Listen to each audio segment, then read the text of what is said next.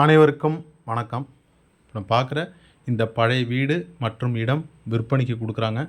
மயிலாடுதுறை மாவட்டம் மயிலாடுதுறை டவுனில் திருவெழுந்தூர் பெருமாள் கோவில்லேருந்து ஒரு 100 மீட்டர் தொலைவில் 4 வீதியில் தான் இப்போ நான் பார்க்குற இந்த இடம் கிழக்க பார்த்த திசையில் வருது. பட்டா லேண்டு வித்து டாக்குமெண்ட்ஸோடு இப்போ நான் பார்க்குற இந்த வீடு அமைந்துள்ளது.